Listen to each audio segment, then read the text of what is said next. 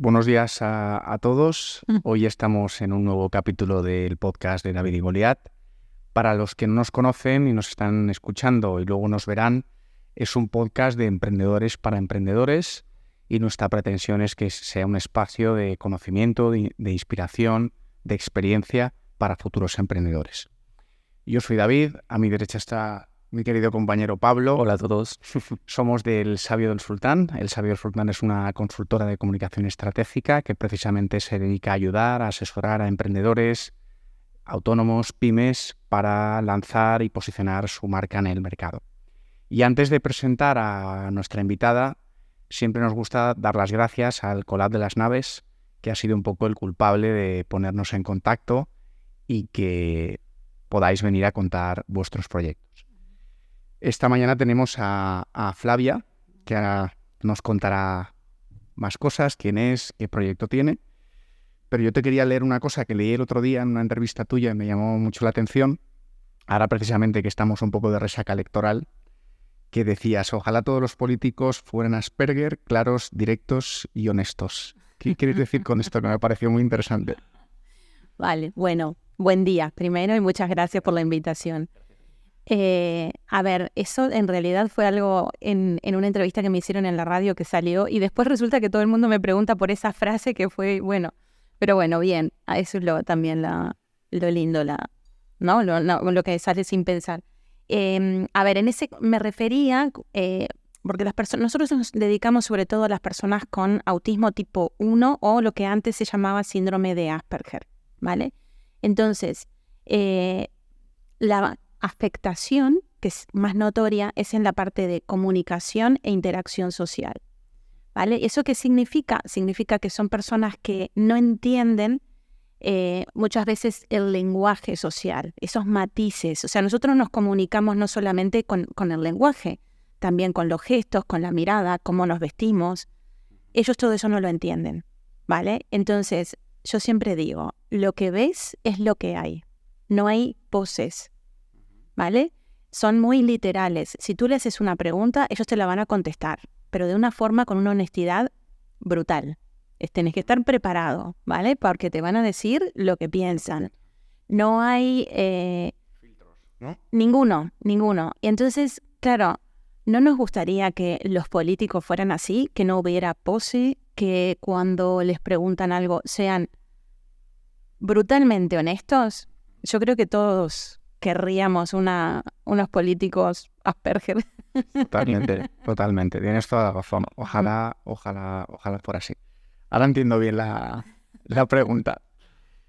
Tu marido y tus 2 hijos están diagnosticados con TEA, ¿verdad? Esto fue un poco lo que puso en marcha el proyecto de Avalatea, ese clic, es decir, tengo que hacer algo en relación a esto. No fue tan bonito.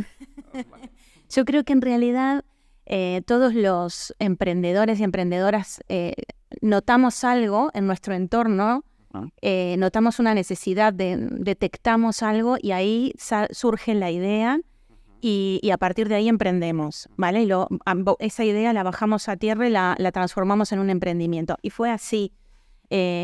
Sí que una vez que mi marido, mi hijo menor fue el primero en diagnosticarse, luego mi marido y luego mi hija. Y entonces, claro, ahí empiezan a cerrarte muchas cosas. Decía, por eso es que pasaba esto, por eso era que pasaba esto otro. Y entonces, claro, ahí dijimos, bueno, primero que nos pusimos en contacto con la Asociación Asperger de Valencia, empezamos a conocer más familias, más personas adultas diagnosticadas. Y ahí empezás a ver que hay un potencial enorme en las personas con Asperger, pero un potencial realmente muy, muy grande. Sin embargo, entre el 76 y el 90% de las personas diagnosticadas están desempleadas. Dijimos, aquí pasa algo. Por otro lado, nosotros tenemos una empresa que se dedica al Business Intelligence y dijimos, a ver, aquí Hay una necesidad. Sí, porque las empresas tecnológicas tenemos un problema con la mano de obra, ¿vale? Hay un problema enorme. Dijimos, tenemos un potencial enorme en personas con Asperger que normalmente muchos de ellos tienden hacia lo tecnológico. Las empresas tecnológicas necesitan personal. Pues ya está, aquí hay que hacer algo. Entonces, en realidad fue más mentalidad emprendedora lo que nos hizo arrancar con el sí, proyecto. sí. Y ahora que comentabas el tema un poco del trabajo, ¿cómo es la inclusión laboral de personas con TEA? ¿Nos puedes contar cómo es, qué dificultades se encuentran, contarnos un poco de esto? Mira, es más fácil de lo que parece, ¿vale? Se necesita un mínimo de adaptación. Es más, cuando llegué y vi que les dije qué bonitas las instalaciones, en mi interior pensé, son Asperger friendly. Porque, por ejemplo, necesitan una oficina como esta, que tenga luz natural, pero que no sea muy brillante. Ustedes como lo tienen está perfecto, ¿sabes? No es tan difícil, ¿vale? No todo blanco, por ejemplo, puede resultar demasiado brillante porque tienen hipersensibilidad a ciertos estímulos. Hay que cuidar los ruidos, hay que hacer una adaptación, pero es mínima. Y como siempre, en todos los casos, cuando contratas a una persona, tienes que hacer un perfil porque cada persona es un mundo, Claro.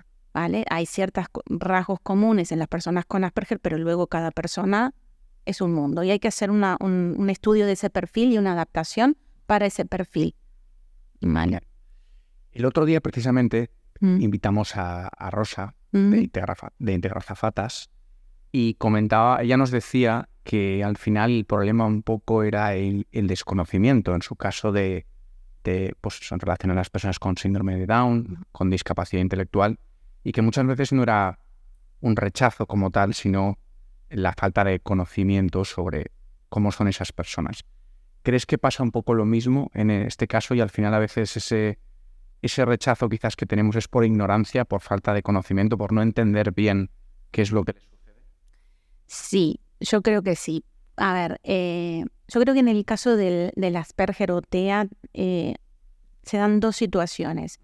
Una es, sí que bien, tienen un potencial enorme, son muy inteligentes, muy bien, pero no tengo ni idea de cómo va esto y no tengo tiempo para dedicarme a resolver esto. Paso.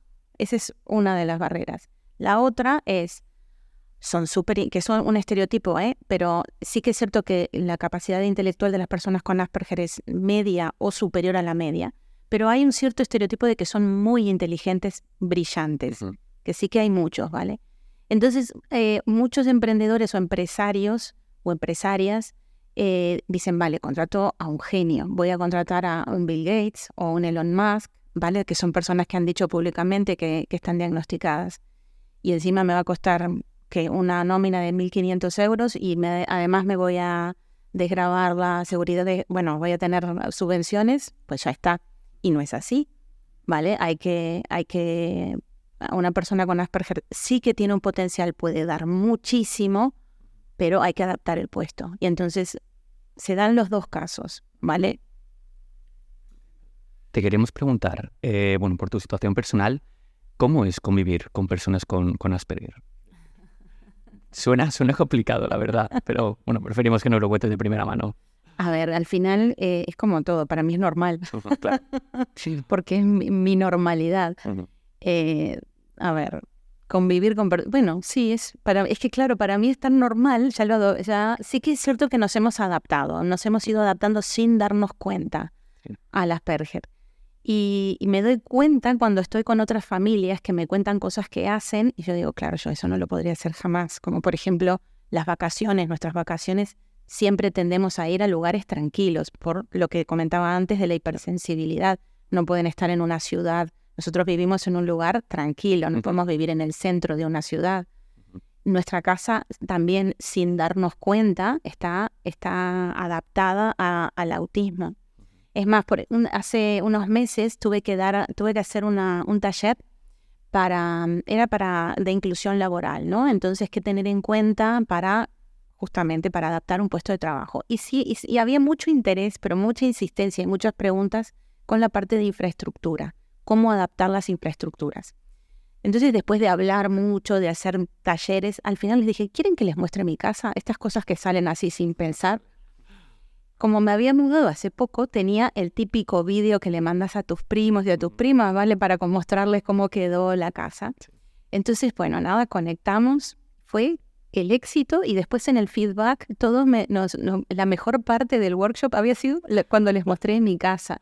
Y ahí me di cuenta, claro, es que para mí cosas que son tan normales, en otras personas no. Nosotros tenemos que tener en cuenta los colores de las paredes, los colores de los muebles no pueden ser muy estridentes, no podemos poner muchísimos cuadros con muchos colores. Todo, desde las toallas, las sábanas, todo tiene que tener una cierta textura porque son muy hipersensibles también al tacto, ¿vale? En la cocina, por ejemplo, una cocina normal en mi casa, no, tenemos que tener un espacio separado para todo lo que hace ruido, porque les afecta mucho. Ujú. Y, por ejemplo, cuando hacemos una reforma, que las reformas que hace todo el mundo, pero nosotros vamos a la misma persona que ya nos conoce y sabe que todo lo que ponga que sea eléctrico tiene que ser lo más, lo que haga menos ruido posible. Ajá. Al final es mi normal, pero cuando hablas con otras personas te das cuenta de que, bueno, en realidad... Hombre, al final suena como una casa que transmite muchísima paz, ¿no? Y tranquilidad. Quiero decir, suena así. Es que tiene que ser así. Creo que me gustaría para mí también. Es decir, suena muy bien. Ahora nos gustaría entrar un poquito más en la parte de emprendimiento.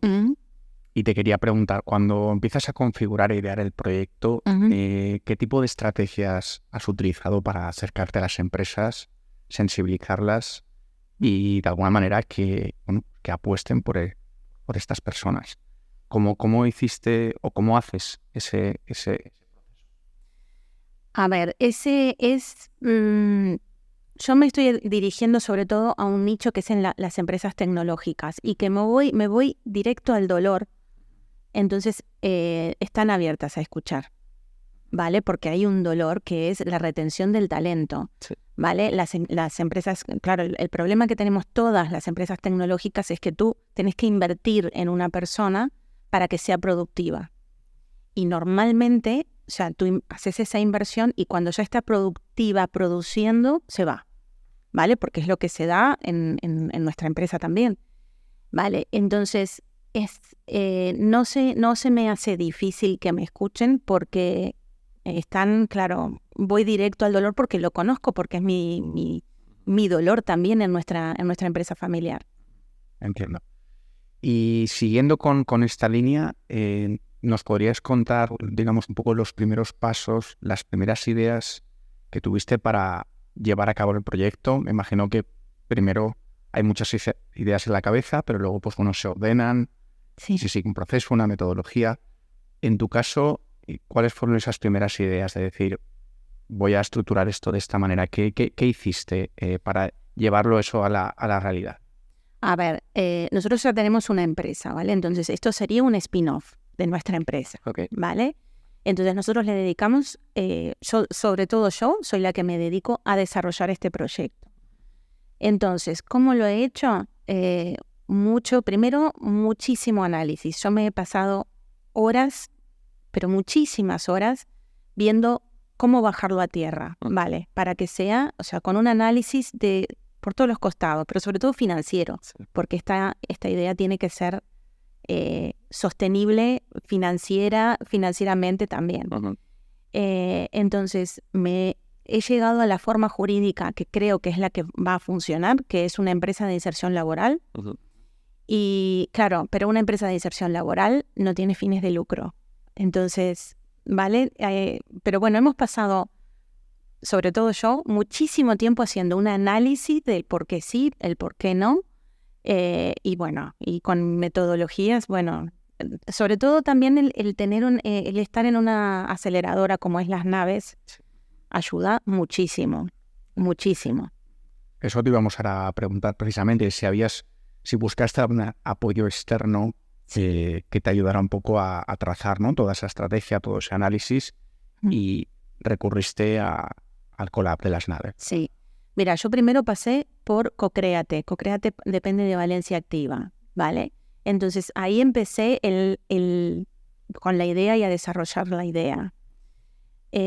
Son distintos, no tienen nada que ver Las Naves con Cocréate, pero los dos aportan muchísimo, ¿no? Luego, a ver, contratando abogados y hablando, horas y horas y horas con abogados para ver la forma jurídica para que encaje en lo que yo quiero lograr. Y luego Las Naves ya ha sido Sí, Porque claro, ¿qué pasa? En las naves tú presentas tu idea y si te la aceptan, tú tenés a expertos en marketing, en abogados, en estrategia, en metodologías ágiles. O sea, vos te sentas con cada uno de esos expertos a hablar de tu emprendimiento. Uh-huh. Entonces, claro, es que eso ha sido una... Es una masterclass, ¿no? Sí. En cada sector. Sí. Te quería preguntar, bueno, no sé si quieres preguntar algo más de Ecolab, David. No, eso que apuntabas algo. Te quería preguntar si tuvieses que definir, bueno, porque hablamos de empresas tecnológicas, ¿no? Que son las que, digamos, se ponen en contacto con Avalatea. Si tuvieses que definir cuáles son brevemente los beneficios que tienen al contratar a una persona con TEA, ¿cómo lo definirías o cuáles serían esos beneficios concretos? Mira, concretamente en el sector tecnológico tú tenés a personas que son, por ejemplo, pueden hacer tareas repetitivas, Uh-huh. ¿vale? Pero o sea, podemos hacerlas todos, pero bueno, ellos tienen una capacidad especial para hacerlas horas y horas y horas, ¿vale? Entonces, ¿qué pasa? Cuando tú trabajas con bases de datos, como trabajamos nosotros en Business Intelligence, cuando trabajas testeando software o con, bueno, lenguajes de programa, con lo que quieras, eso es buenísimo. Luego, tienen una capacidad especial para detectar desvíos en patrones, ¿vale? Esto también es fundamental. Luego, son muy minuciosos, ¿vale? Uh-huh. Pero extremadamente minuciosos, a veces de forma exagerada. Luego, si tú logras que esa persona, o sea, ellos tienen intereses restringidos, ¿vale? Cuando trabajan en su interés restringido, o sea, es que son las 24 horas del día. O sea, mira, te voy a poner un ejemplo del día. Sí. Yo, cuando me voy a dormir, leo cosas, una novela, cualquier cosa. Bueno, mi marido está leyendo Business Intelligence. O sea, él, no hay fines de semana, no hay, siempre, porque su interés restringido es el Business Intelligence. Entonces, está siempre leyendo, mirando vídeos, él sabe lo último, siguiendo los blogs de Business Intelligence. Entonces, claro, son expertos en su interés restringido, ¿vale? Y luego la gran ventaja es que son muy estables. Ellos son de rutinas, necesitan la rutina porque eso les da estabilidad, les da tranquilidad. Entonces, los cambios no les gustan mucho. Yeah. Entonces, claro, ¿hay que invertir en adaptar el puesto de trabajo? Sí, hay que invertir, ¿vale? No vamos a tapar el sol con un dedo, ¿vale? Necesitan una adaptación, necesitan un proceso de aprendizaje que puede ser más largo, ¿vale? Pero luego de que esa persona tiene el puesto de trabajo adaptado y está funcionando, no se van.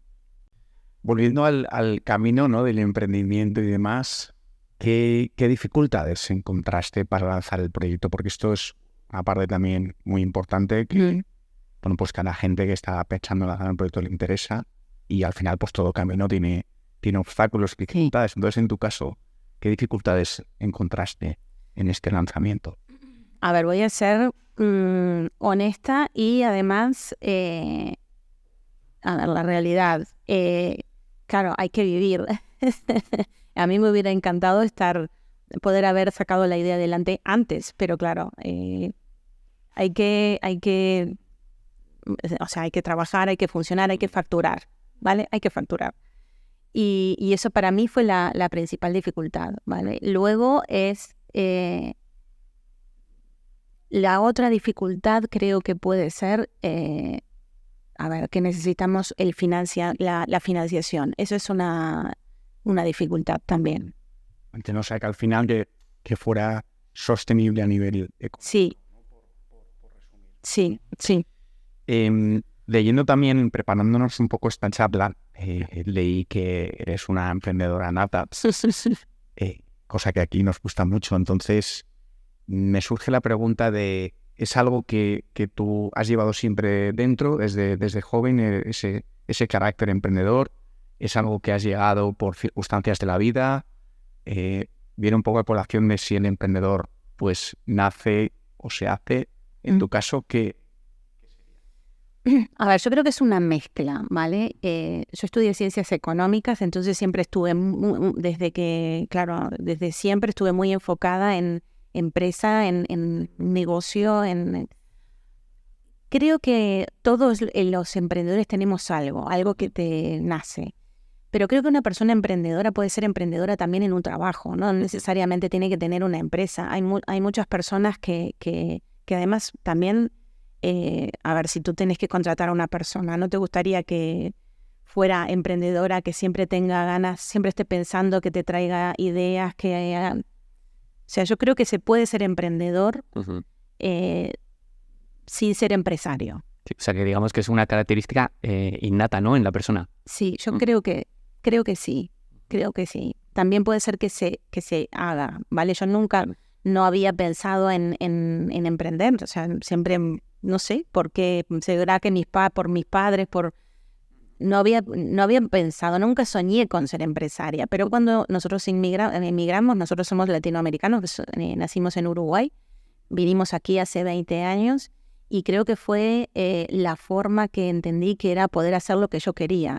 Como emprendedora, yo había estudiado ciencias económicas, venía de un cierto perfil, pero aquí no me conocía nadie. La forma que tenía de poder desarrollarme y hacer lo que quería era poniendo una empresa. Y entonces, bueno, fue un poco las circunstancias, pero... Y, por ejemplo, además, tú que tienes una visión también diferente porque vienes de otro país, ¿tú crees que en España se facilita el emprendedorismo, se ayuda al emprendedor, es un proceso fácil? O por el contrario, muchas veces el emprendedor se siente solo, muchas trabas, muchas dificultades.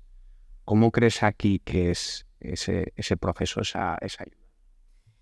Mira, yo me he sorprendido en los últimos años que he visto una evolución. Cuando nosotros llegamos a España, hace más de 20 años, nos sorprendía que toda la gente joven quería ser funcionario. Sí. Nos sorprendía muchísimo porque para nosotros era algo, claro, que no nos entraba en la cabeza. En los últimos años sí que he visto mucho más gente joven con ganas de emprender. No sé por qué, no sé si será en las universidades han hecho algún cambio en los programas, pero lo hemos notado últimamente. Luego creo que en Valencia en los últimos años tenemos también bastante más, nos motivan más para ser emprendedores. Estos programas como Las Naves, como Cocréate, como Lanzadera también, que es otro perfil, pero también es muy válido. También eso creo que motivan a la gente a que, bueno, se lo plantee. Entonces, sí que he visto una evolución muy positiva en la comunidad valenciana en los últimos años.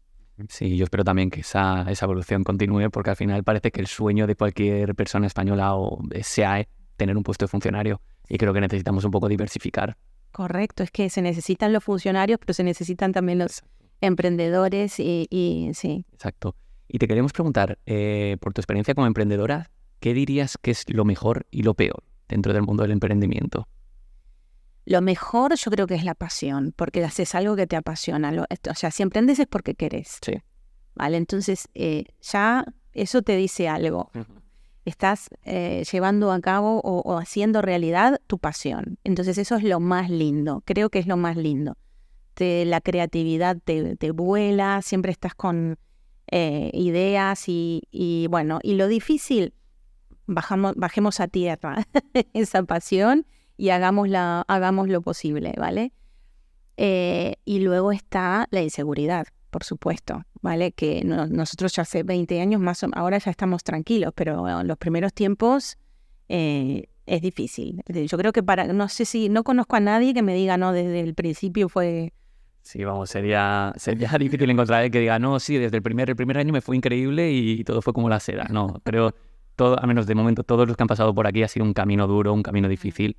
Y bueno, creo que es el camino del emprendedor. Es así. Sí, sí.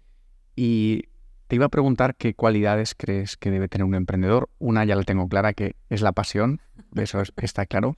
Pero ¿alguna otra cosa que destacarías que dirías, mira, pues esto tiene que tenerlo necesariamente por a lo que se va a enfrentar?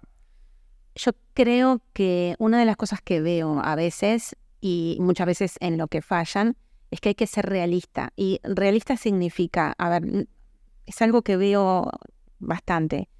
Tenés una idea, ¿vale? Y lo primero que haces es tratar de venderla a tu madre, a tu padre, a tu pareja. Y no es eso, porque tu madre, tu padre, tu pareja te lo van a comprar siempre. hay que bajarla a tierra y hay que analizarla y hay que probarla. Porque realmente de pronto algo que a vos te parece que es genial y que todo el mundo te lo compraría, lo empezás a probar y te dicen y te das cuenta de que no, o no de la forma que vos pensabas. O sí, ¿vale? Pero sí, eso creo que es lo que destacarías. Sí.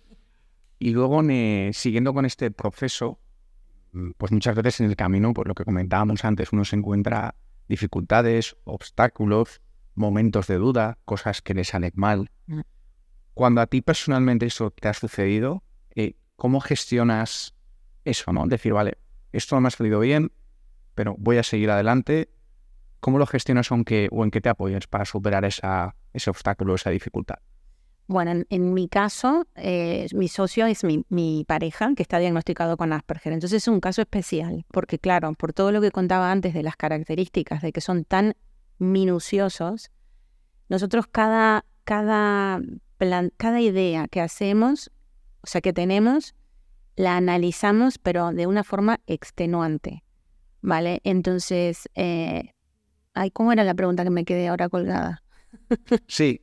Te decía que cuando encuentras algún obstáculo, algún problema, sí, algo no te ha salido como tú pensabas, ¿en qué te apoyas o qué haces para seguir adelante y seguir apostando por esa idea? Pues sí, eso que les comentaba antes, es como un análisis de cada situación, de cuando algo no sale como nosotros esperábamos, es que es extenuante realmente el análisis que hacemos y todos los posibles escenarios y pasos a seguir. Y nosotros es eso, somos, pero es muy, muy Asperger.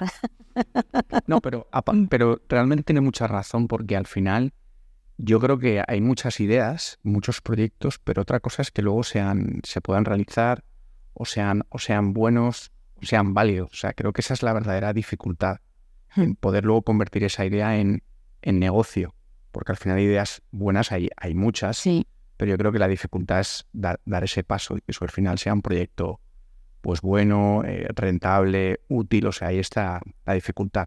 Lo vengo a decir porque por lo que dices del análisis y la investigación, que realmente es una parte fundamental, yo creo que en cualquier proyecto, si realmente quieres que sea viable, ¿no? Y que no se queden, pues eso, una idea y ya está.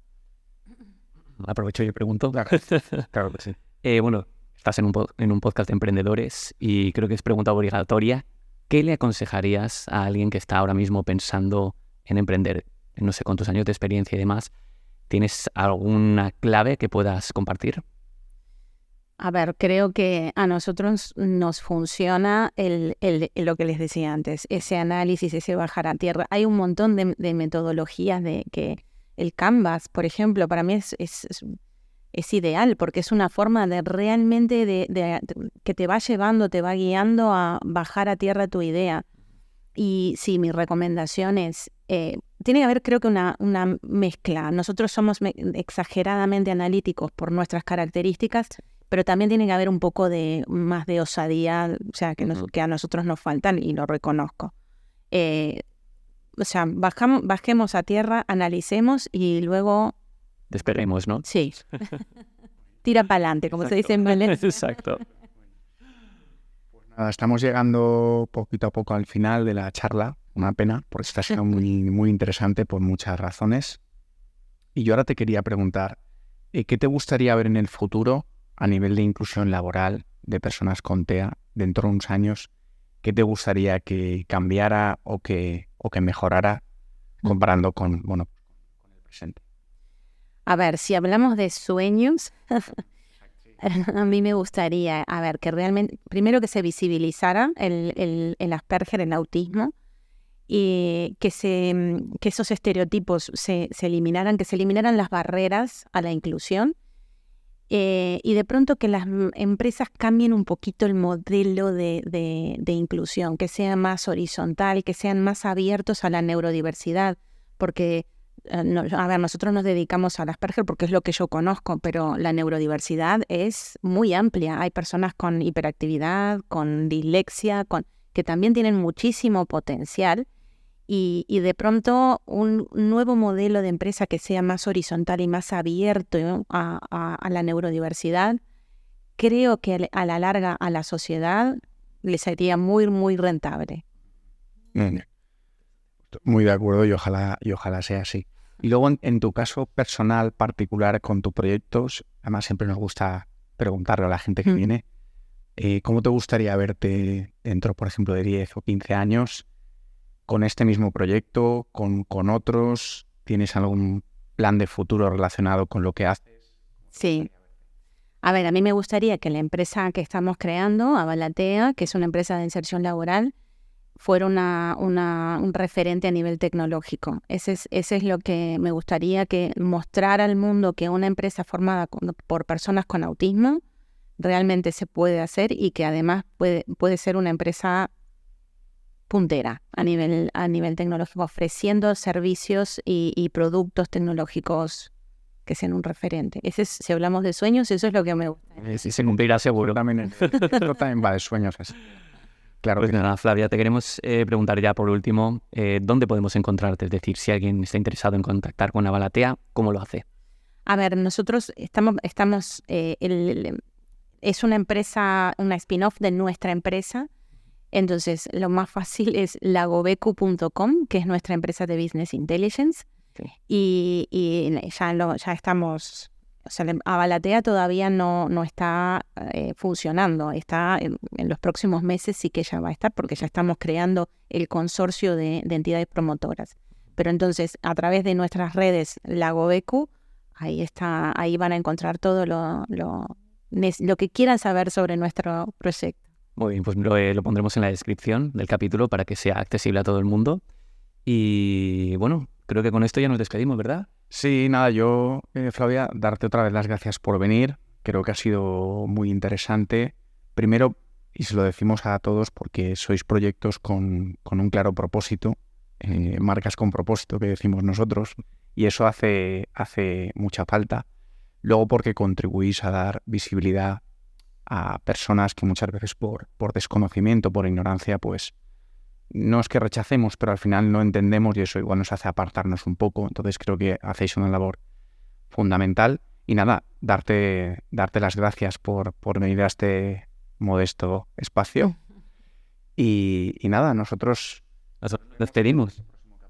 Así es. Así que nos despedimos. Muchas gracias por estar aquí, Flavia. No, muchas gracias y felicitaciones por la idea, porque me parece buenísima.